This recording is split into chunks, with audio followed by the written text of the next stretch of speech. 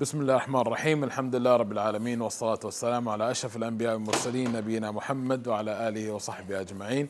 So first of all, thank you everyone for actually showing up and having interest in the talk and for inviting me. So let's just dive right in since we kind of started a little late. So brief history of Islam in the Americas. I know some of you probably have studied history. You probably have heard some lectures here and there about history of Islam in the last century or so in America. So we'll speak about that a little bit, inshallah, but we'll try to take it as far back as we can, inshallah. We'll show some proofs and evidence as much as we can as well, inshallah subhanahu wa ta'ala. But before we do start, I know you guys are eating right now, but if we can respond, what would be the importance of actually studying the history of Islam right now in America? Feel free to chime in. What would be the importance? Like, why are you guys even curious to know? How would it help you out in this day and age? Yes. That presently Muslims are still persecuted in America, still oppressed, and also the types of stuff that once learned through practicing Islam could help one achieve maybe even the mental stability they may need to deal with the oppression in America, just as a way of management. All right. Yes, I agree. I agree wholeheartedly. So very good. So yes, right now in the United States we are being told. Okay, I need you to log in one more time for me. No worries. While I log in. So while he logs in, so yes, we're being told as a Muslim community that we don't belong here, that we are the outsiders, that our religion does not really fit in the fabric of America, right? The same thing is actually going on in Canada a little bit, where we're told that we are the other, that Islam is kind of foreign, doesn't really belong to this land. So understanding the history, knowing the history, will give you, of course, an appreciation, like the sister said, for those who came before us and actually did all the legwork for us to be able to survive in this society, but also to know how we fit here in this society as well. So let me see one more time.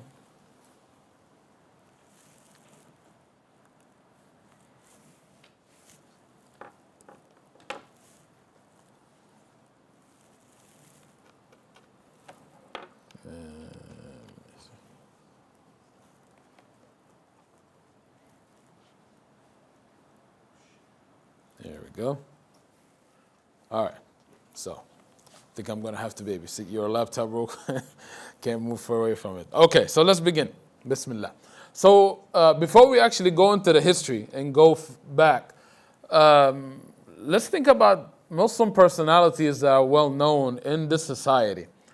So we have a lot of Muslim celebrities, if you will. Some old, some new. Some are well known, some not as much. Some actually are openly Muslim, like everybody knows that they're actually practicing Muslims, whereas others, they don't really speak about it much, so they're less known. So of course we have a lot of them, but just to kind of share a few, we have, if you can just blurt out the names as you see them. Everybody should know. Muhammad Ali. Okay. Dave Chappelle. So far we good. Dr. Oz. Yes, he's Turkish. Shaquille O'Neal. No basketball fans? Yes. So all of those are openly Muslim so far. Ilhan Omar. Very good. We have a basketball fan, Kareem Abdul-Jabbar. Yeah, see, this is an old photo of him when he was actually playing. So most people are very familiar with him now. But if you look at old photos, a lot of people get thrown off. Most Def, but he changed his name now to Yasin Bey. Yeah, he's been a Muslim this whole time though. Ibtihaj Muhammad. Imam Zayd Shakir, of course, he's local. And last but not least, the most famous, right? Our brother Malik Al-Hajj Malik Al-Shabazz, also known as Malcolm X. He is here with his teacher, Sheikh Ahmed Hassoun, who is from Sudan. So I'm a little biased in putting that picture. I'm from Sudan, if you didn't know. All right. Um, so now going back a little bit, when we talk about the beginning of the history of Islam in America, a lot of people will start talking about, for example, the Nation of Islam as a starting point where Islam became known in American society, and it was actually something that was spoken about. And something that's interesting that we have done in ICNA, I'm part of ICNA, by the way, if you're not familiar with it, it's Islamic Circle of North America. So we've done actually a study and went through newspapers in the United States to see how many times the word Islam or Muslims is mentioned, right? So we looked as far back as we can, and all the way back in the 1800s, and they actually have this in the archives, so you can look through it. And back then, Muslims were called Mohammedans, right?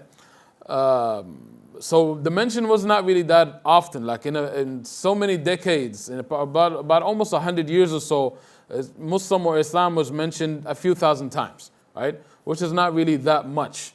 But in the last, so for example, we took from 2001 all the way to 2016, Islam or Muslims were mentioned 66,000 times, right? So it jumped up in number exponentially.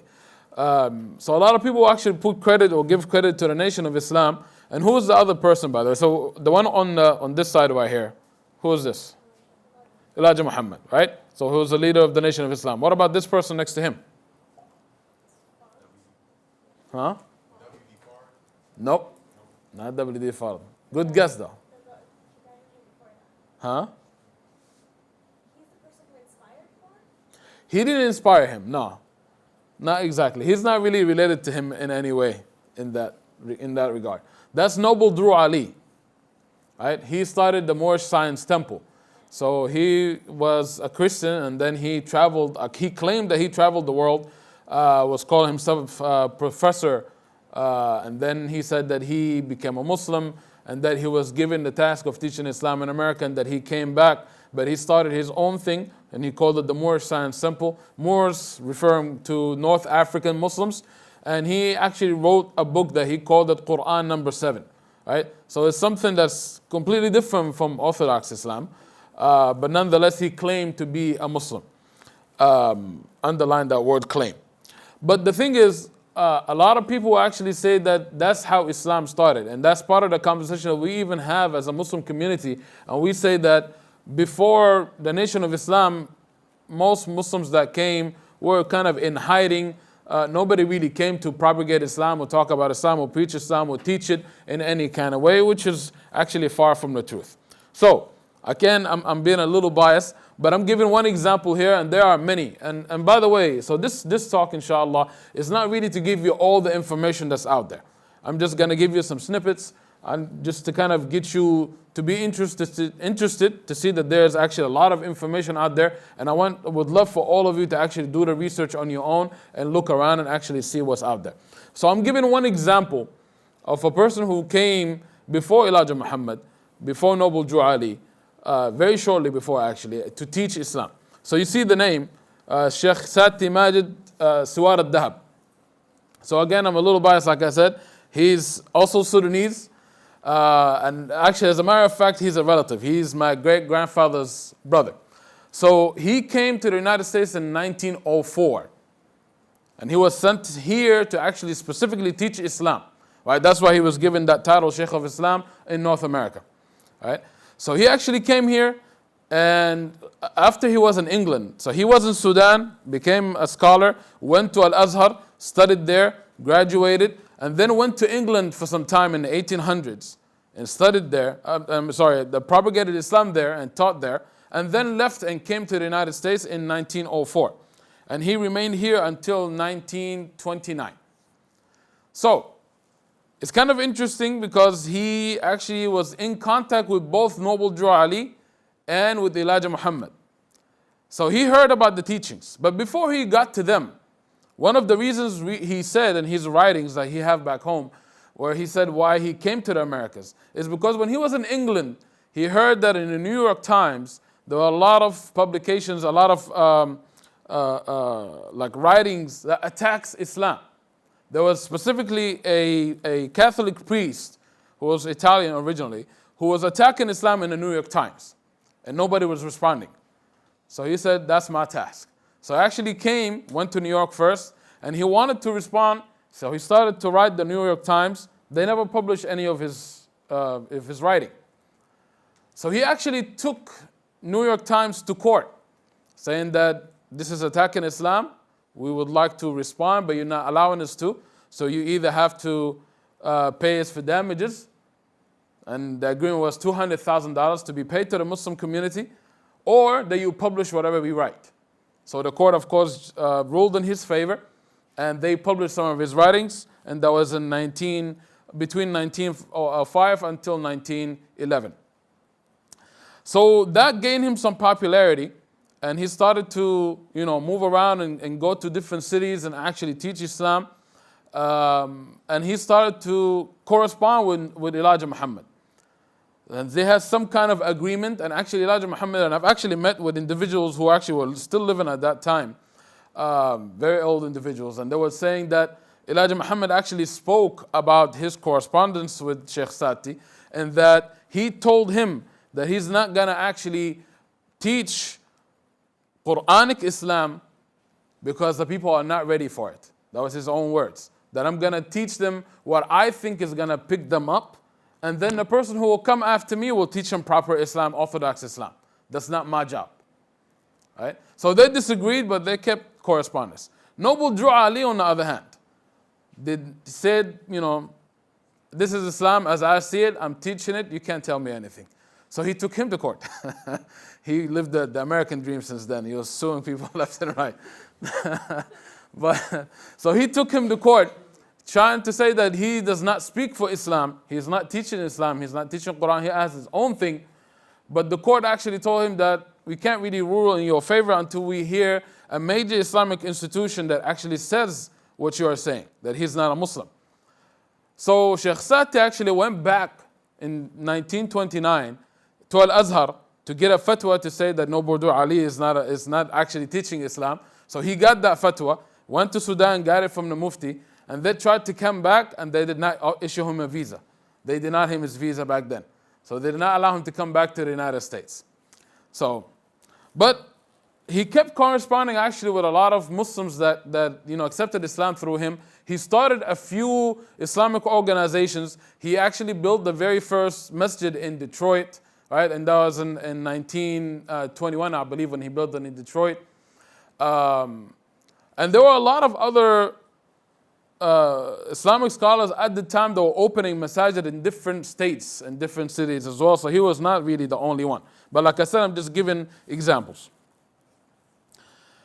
If you take it back further, so now we're talking about the early 1900s. But if you really go back further in history, there's a strong relationship between the United States and other Muslim nations. So here you can see this image. There was a treaty between Morocco and the United States. So first of all, what was the year that the United States gained its independence? 1776, right? So as any nation, when they gain sovereignty, they want other nations to recognize them so it can become official. The very first country and the very first nation that acknowledged the United States as a sovereign nation was Morocco. Right? It was the very first nation. It was 1777. And that treaty was signed the year after in 1778. So there was some strong relationship between the two countries. And actually the Moroccans helped the United States grow as far as the economy and everything else through trade.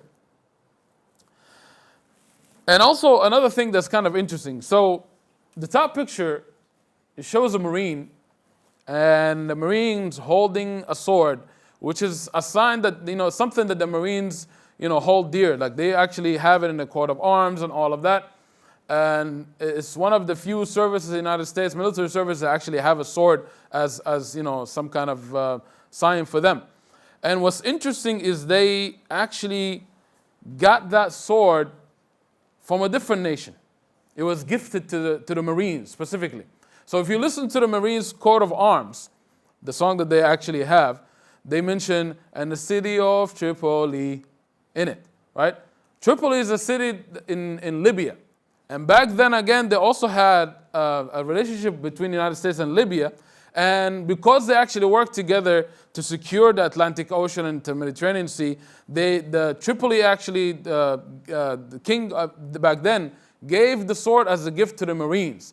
And the Marines, as a sign of honor, they took it as a sign from them from that moment on. And they included that treaty actually in the song as well. Right? Now, the other picture looks kind of a little interesting, I know. It's a little old. So this is High Jolly. I know if it sounds kind of weird as a name, but they called him High Jolly because they couldn't really pronounce his name properly, which is Hajj Ali. So he lived in the 1800s, and I just wanted to mention him with the Marines because he is half Syrian, half Greek, right? And he was born, actually, his father, who was Syrian, was a Christian, but he accepted Islam as a teenager and went to Mecca and all of that and made Hajj, and then joined the Ottoman Empire back then. And he was in the military. And then he came to the United States. And then he joined the military in the United States. And he was the first leader of the camel platoon here in the United States. I know it sounds weird, but he was actually in charge of the camels for the United States military here in the United States. And he actually has a monument in Arizona. Like, he's considered as a hero in Arizona. And it's actually the most visited site in Arizona. You can look it up. High Jolly or Hajj Ali. So he changed his name when he accepted Islam to that. So when we talk about the history of Islam, usually many people who give talks will take it back to slavery, right? So I'm pretty sure that you are familiar with these images and other images, or at least you should be. So how do we tie the history of slavery to Islam?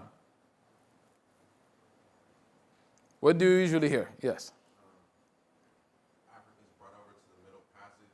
Many of them were Muslim at first, and over time, Christianity was forced onto them. Yes. So what we are told is that through slavery, the great majority of slaves, or not great majority, I'm sorry, but they say between 20 to about 35%, maybe even 40% of slaves that were brought into the United States were actually Muslim, right?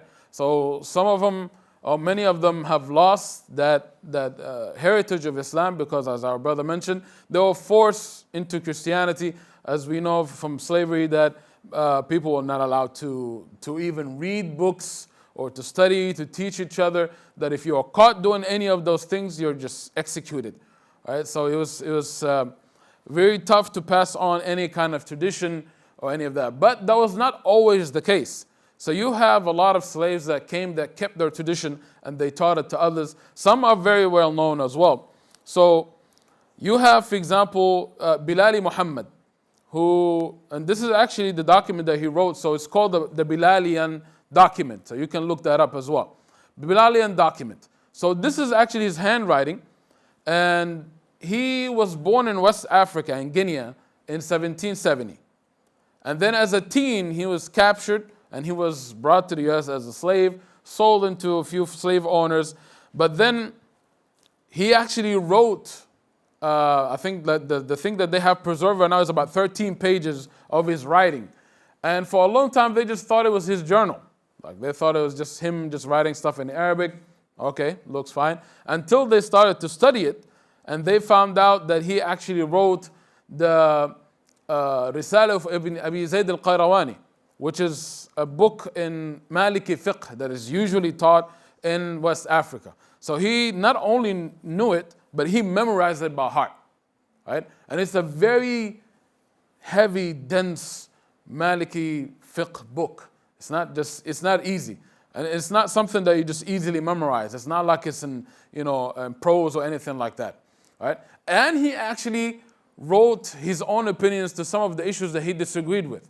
So he was actually an Islamic scholar, even though he was taken as a teen. And he comes from a long line of scholars also in his family. So some of those things have been preserved, and you've probably heard of a lot of other notable Muslims who came, and many of them have written the Quran. Like, there's one who wrote the Quran from memory 3 times while he was here in the United States. And a lot of those things are preserved. And people, subhanAllah, you had some of those slave owners who actually appreciated that. So they actually wanted them to write and learn and all of this. And they actually appreciated having someone who has learned. And many of those who actually freed themselves from slavery.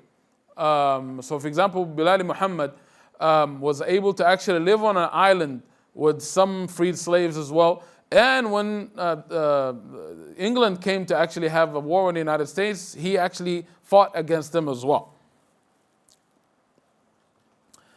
Well, before we get to that. So, well, I mean, since we're already there, might as well.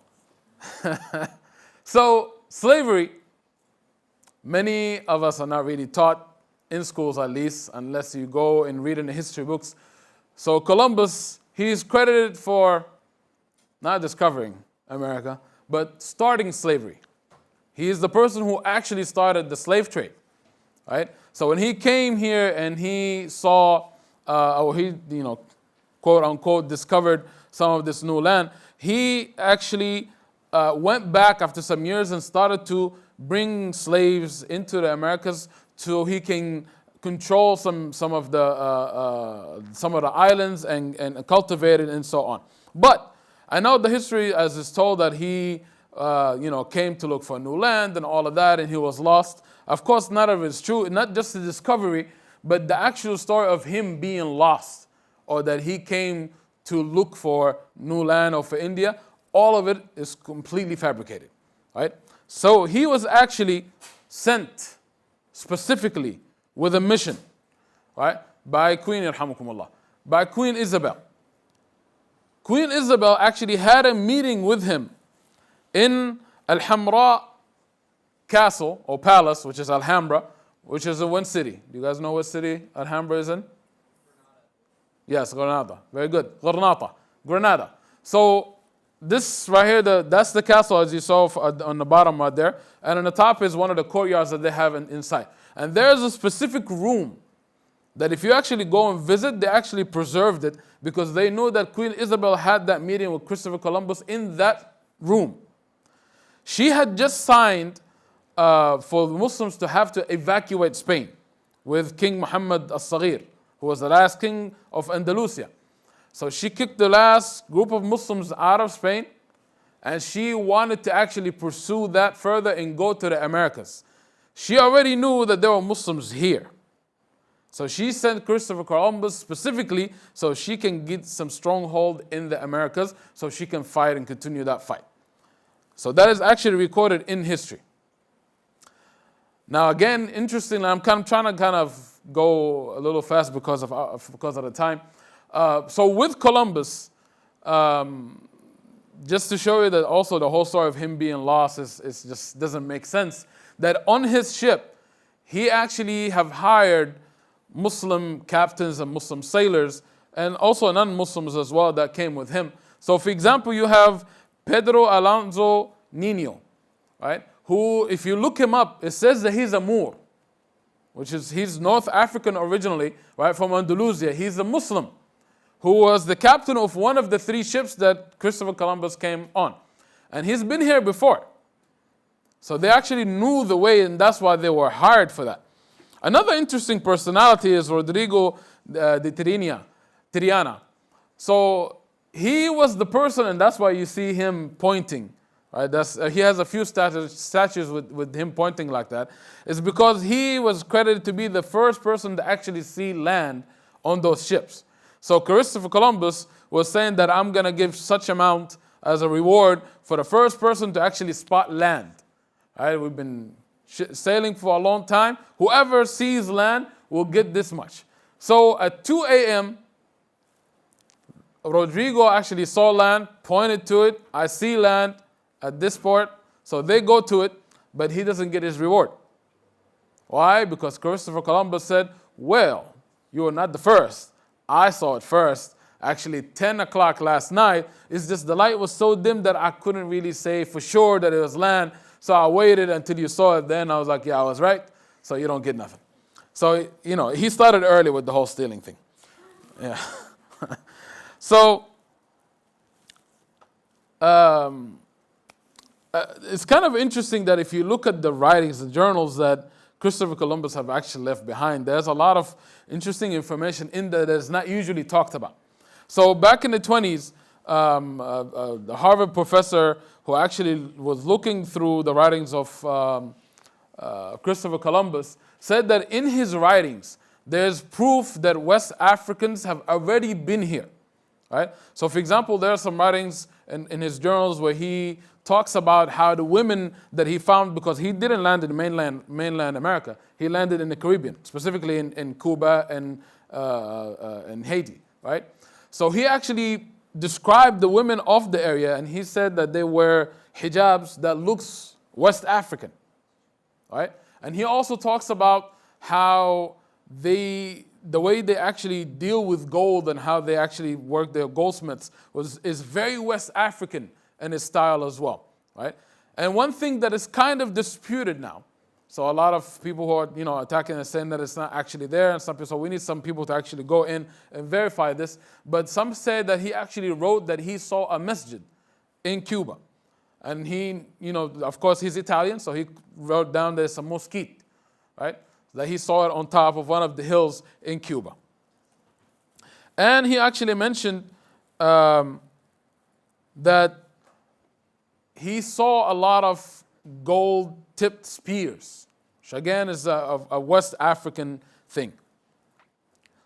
So you see a theme here. There's a lot of West African presence, at least from his observation, right? So if we look at history, there's a lot of evidence for that kind of arrival here. So I don't know, have you ever seen these images before? I mean, yeah, is it drawings? Have anybody seen it? No, not familiar with it? Okay. So at the time, there was a great Muslim empire in West Africa. There were a few, but there was one that stood out, right? So have you ever heard of the name Mansa Musa? Yes? Nobody heard of the name? Anybody hand? Nobody heard of the name Mansa Musa? Okay, okay, half of you or so. All right. So Mansa Musa is a West African king. The word Mansa is a Hausa word in Hausa language that means king or sultan. So Mansa Musa, who lived in the 1300s, is considered to be the richest man in human history. Right? So when he actually traveled to go to Mecca for Hajj in 1327, he met Shihab ad-Din al-Umari, who was a very famous historian, met him and he asked him, how did you amass this much of power and this much wealth? Because the thing is, he traveled from West Africa all the way through Egypt, going down to Mecca, and on the way, every place that he passed by, he changed their economy for 20 to 50 years, depending on how long he stayed there. He completely devalued gold in Egypt because he stayed there for about half a month or so. He gave out so much gold that he made gold of no value for a very long time, right? That's how rich he was. This is just what he carried with him to travel, right? So usually people travel in caravans, just like nowadays. If you've been to Hajj or Umrah, you go in a group. Back then, it's no different. But his group was 73,000 people.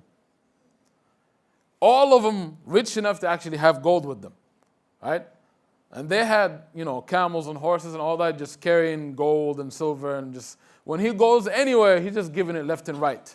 So when he went to Egypt and stayed there for some time, for a few weeks, he was giving it out so much that people were like, this is worth nothing now, right? So Al-Umari asked him, how did you even get to this power? So he gave an interesting story. He said, my brother Abu Bakr, Mansa Abu Bakr II was the king before me, and that's the person you have depicted here. So he said, my brother Abu Bakr actually wanted to give up the kingship. He didn't want it. So after he was king for some time, he actually wanted to travel. So he actually sent ships, 400 ships, 200 with people, 200 just full of animals and clothes and food and all kind of things, and sent it all specifically to the Americas. Right? He sent them to actually go, look and all of that. I've heard some news. I know that there's some Muslim tribes over there. I want you to go check it out, come back. Now the story says that those ships that went on, many of them, if not most of them, got destroyed in the Atlantic Ocean in a storm. But some of them made it back. So they told him of the news of what happened. So he said, no, I have to go. So this time he told his brother Mansa Musa that you become the king, I will go. But this time he took 2,000 ships. Now just imagine just the sheer, like trying to imagine a sight in front of you of 2,000 ships that carry people, wealth, and all kind of things, and taking animals with him, right? So he came to the Americas, and he said that, Mansa Musa said that he never returned after that. He just remained there. So some people can say, well, we don't know. Maybe him and his 2,000 ships got destroyed, right? We don't know. Well, we know because there are actually a lot of artifacts that were left from the Mandinkan tribes, right? Now, here in the United States, we call them Mandingo, but the actual word or the actual name is Mandinka, right? So their tribes actually have left a lot of artifacts in Brazil and in Peru, right? That suggests that actually, and they were actually dated to his time. And he left in 1311 AD. So there's a strong evidence that actually he made it here and he remained here. And before we go to the next one, just really quickly, it's kind of interesting that there's actually also some historical evidence that not only did Mansa Abu Bakr II come to the Americans and remain here, that he also, first of all, he came here because he wanted to teach Islam because he knew that there were Muslims here, but also that they actually mixed and intermarried with some of the indigenous tribes that are already here, right? So, and if you look at the indigenous history of the Native Americans, there are a few tribes that actually have become Muslim, right? Some of them also, again, with the conquistador and all the type of stuff, have lost that. But many of them have kept a lot of traditions, right? Like it's very interesting. There's a few brothers and sisters who are Native American that were doing some nonprofit work with us. And like with the pipeline issue and all of that, they were going back and forth, helping their people coming back to California. And they were saying that, they have their sweat lodges, of course, for some tribes. But some tribes, they have a specific way of praying. So one of the things that kind of struck me as kind of odd and interesting is that they say that the women, during their cycle time, they're not allowed to pray. You're not allowed to go into the prayer space. That you stay out. Once you clean, then you go back again and do the prayer, which is very similar to what we have in Islam, right? And if you look at the names that they have, sometimes they have names that resembles Mandinka names, right? And some of the cultural things in their families as well is very close to West African culture. So those are just some interesting facts that we have. So let's take it back further. We've went back so far to 1311, right? So about 181 years before Columbus, right? But let's take it even further back. So we have Al-Idrisi. He's a very famous geographer, but he was also a physician and a historian, and he was a philosopher, and he was also an advisor for King Roger II. So Sharif al-Idrisi, and we have to keep this date in mind, he died in 1165. So that's his famous map, right? That was considered one of the first of the world. So usually it's actually flipped upside down. The north is south and south is north, which was the norm back then until it was changed up. So it's flipped actually so we can see it, and you can see Asia, the Arabian Peninsula, Africa. And you can't really see it here, it's not really that clear. But there are a lot of islands that he put on that map. And then he drew a land that's beyond that, which is where the Americas are supposed to be. And he wrote as a name, because he put names for all these places. And he put Al-Ardul Kabira, literally the great land, right? So even back then, in the 1100s, he knew that there were land there. He just didn't have enough detail to actually draw the map of it. But he knew and he was familiar that there's some great big land that was there. So not just islands. What's interesting is he wrote a lot of books. In one of his books, he mentioned the story of a group of Muslims, travelers, who actually went from West Africa and went to Spain, to Lisbon. And from there, they actually set sail to the Americas. So they actually came here to one of the islands. They, had some trouble in sea and some storm. They ended up on an island. They were captured by the native people there. but they couldn't communicate, so they were tied up for 3 days. On the 4th day, they were handed over to another tribe. So that tribe took them in, and the king actually spoke to them through an interpreter.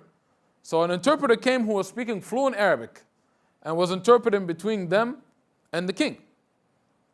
So if you have an interpreter, first of all, that means you have crossed paths. Not only that, you have to spend enough time and have enough people who will come across for you to even develop the linguistic skills, right? So it suggests that they not only came across, but there are people who spoke Arabic who have been living in the land for some time, right? That they've actually learned the language from.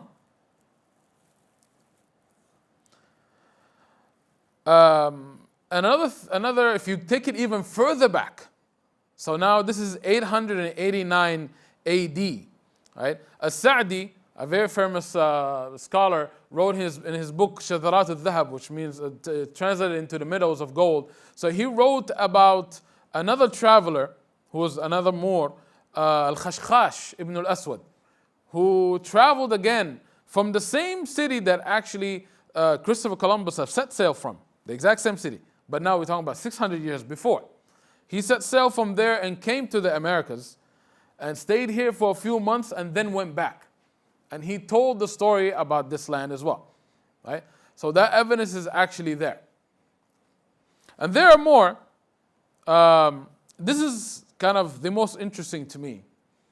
I just brought one hadith that's mentioned, but actually there's 2 books of hadith that I came across that mentioned this riwayah, this narration. So this one right here is the book of Al-Azama by Al-Asbahani. Literally means the greatness. So there's a scholar by the name of Al-Sha'bi. Al-Sha'bi, who was born in 21 Hijri, meaning he was born at the time of Umar ibn Khattab radiyallahu anhu ardah. Right? So not that long after the Prophet sallallahu alaihi wasallam. We're talking about only how many years after the Prophet's death? 21 Hijri. How many? 9 years? A little bit more. 10, yes. Very close. So 10 years after the death of the Prophet ﷺ, he was born in Baghdad, which is in Iraq. So this narration says that Al-Qasim, one of his students, said that I've heard Al-Sha'bi one time says, rahimahullah, that Allah subhanahu wa ta'ala has some worshippers, some servants, just like us, who live in a land that is as far away from Al-Andalus as we are. Yarhamukallah. So Al-Andalus, which is nowadays Spain, right? He said that there are people who live in a land as far away from Al-Andalus as we are. The distance between Baghdad and Spain is 5,700 and some kilometers. The distance between Spain and New York is 5,700 and some kilometers. The exact same distance, right? But not only that. So he goes on and he says that مَا يَرَوْنَ أَنَّ اللَّهَ تَعَالَى عَصَاهُ مَخْلُوقٌ, that they are people who are so pure in their living that they cannot fathom that anyone will actually disobey Allah subhanahu wa ta'ala. And they do not till the ground, they do not work as farmers, that they just let things grow naturally and eat from that. And he described them in a way that the only people that fit that descriptions, again, are Native Americans that used to live here. So now the question is, how did the Sha'bi find out about that? All these details that are precise, right? It's one of two things. It's either, he never traveled that far, so he never came here, but he had to come across someone who have been here, or that is actually a hadith that was related from the Prophet ﷺ through a companion that came to him. He's a person who saw the companions, right? And I've tried to look and I've asked around, and so far I haven't really found any concrete answer as to which one of those is it, right? So Allah subhanahu wa ta'ala knows best. But nonetheless, he's well informed about the people and the land, and he described the riches of it and that it's full of gold and this and that. So he described it to a T, not just the people, but also the land as well. So something that's kind of worth looking into is very interesting. And last, I just wanted to kind of post a few of the books that you might want to look into for some of this information. So the first one, actually, what year did Columbus get here? 14 what?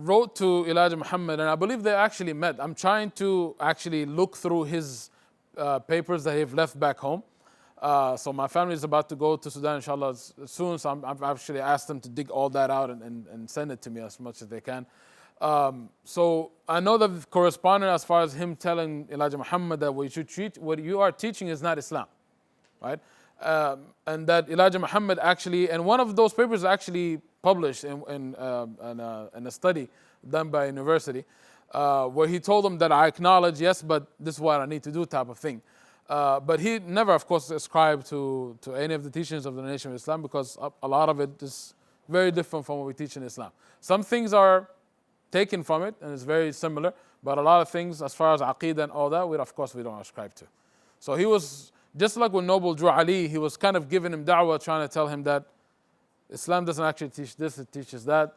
So they kept that correspondence. And even, like I said, even after he went back, some of the Muslims who used to be his students over here, they corresponded with him for years after he went to Sudan and stayed there as well. So, yeah. All right.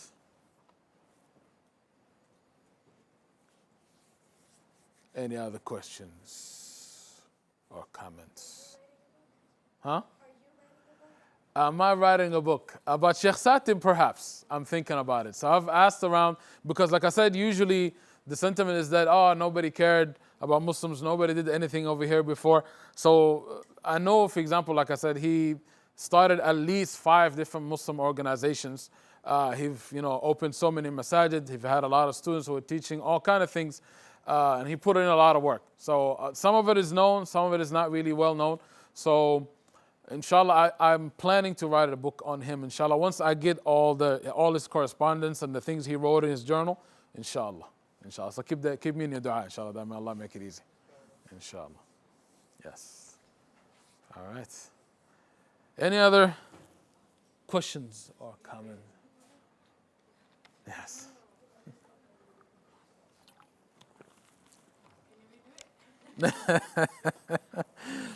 I believe it's been recorded, so inshallah you can look at that, and maybe they can share some things with you, whatever you find interesting.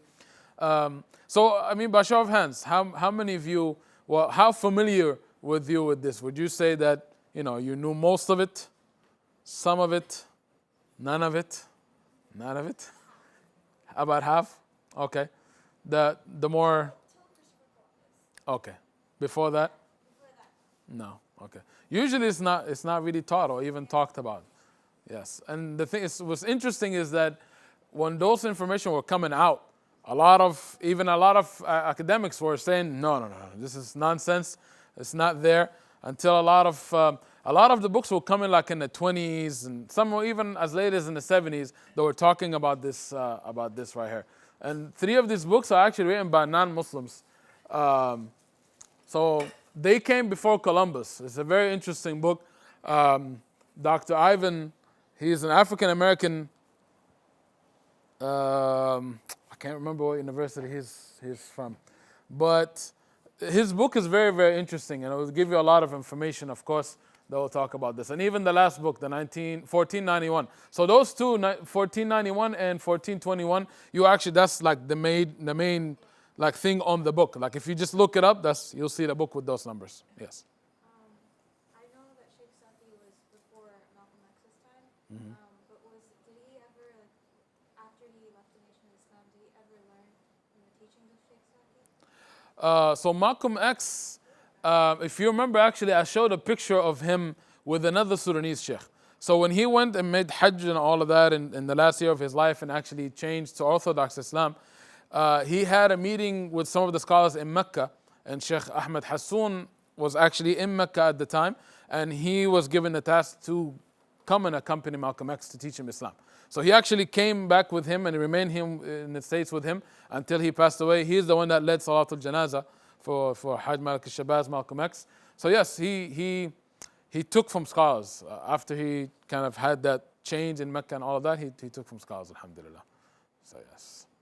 So he guided him in a lot of things that he was writing and saying after that. So the Nation of Islam was basically inspired by a completely different section. Yes. So, I mean, if you look at the history, they say that if you remember earlier when I asked who's Noble Drew Ali, he mentioned Farad Muhammad. So Farad Muhammad and Sheikh Zaid Shakir actually mentioned kind of an interesting history about this, where he said that he's originally Pakistani, and the majority actually of people say that he was Ahmadi at the time, even Qadiani Ahmadi, not Sunni Muslim, and he came. And he was working in Detroit at the time as a salesman, going from house to house, from door to door, going to the neighborhood, talking about you guys are better than this, you should be treated better, that you guys are actually come from a lineage of Muslims and all of this. And little by little, start picking up, picking followers until Elijah Poole, who later became Elijah Muhammad, actually Elijah Kareem, and then he was renamed to Elijah Muhammad. He, picked it up as his protege and took that teaching from there, and that. And kind of interesting piece of information is that Farad Muhammad actually used to be a con artist before that, and his crimey was released into California, so he left Detroit to go and meet him in California. But they don't think that he committed any crimes after that. What's interesting, so I have a friend of mine, a dear Sheikh Abdul Rauf, who lives in Oakland, or near Oakland actually. So he told us back in 2006 that he knew who Farad Muhammad was and that he was still alive. So he lived in the Bay Area actually and passed away in about 2005 or 2006, right? And that when people used to come to him and ask him like, are you Farad Muhammad? He didn't used to answer. He used to just grin. He used to smile and not say anything, right? He didn't want to say anything about it. So a lot of people say that, from pictures and knowing him and all that and talking to people who know him, that's him. So Allah knows best. But yeah, so that the Nation of Islam started that way, and it so Elijah Muhammad took it from there, although he had a Quran with the translation, but he didn't really teach out of it. So even his son, Imam Muhammad, W.D. Muhammad rahimahullah, he was saying that our father just had it wrapped up in a piece of cloth, put somewhere kind of up top high. Nobody's allowed to touch it. Nobody's allowed to do anything with it. And that he used to tell them often that one day one of you will be able to read that book and teach out of it. So he sent him and his younger brother Abdullah to go study Arabic with a Palestinian brother. And his brother, Sheikh Abdullah, now is a professor, I believe, in Harvard, if I'm not mistaken. So both of them learned Arabic. And he said one day, after they've been learning with him for a couple of years, he's like, come here, bring that book. The book in the cloth? Yes, bring that. So they go, they bring it, and he said, open it and show me that you can read it. So you can see that, that you're actually learning something. So he said that when we opened the book and we started to read it into the Quran, he said, me and my brother looked at each other, and that day we knew that everything our father was teaching was false. Right? And he said that actually a few times. I think that the one you can find on YouTube, he said it in University of North Carolina, if I'm not mistaken. Yeah. So he expected for the Nation of Islam to completely change and join. Like if some of his books, he said that Muslims will one day fast Ramadan, not December, because they used to fast on December, right? Cold days is shorter, easier.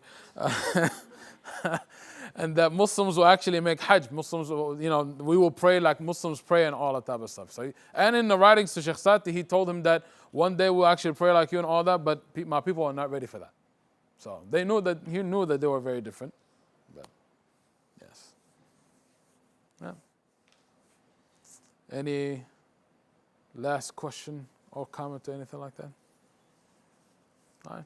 Jazakumullah khair. Again, I appreciate you guys. Thank you. Jazakumullah khair.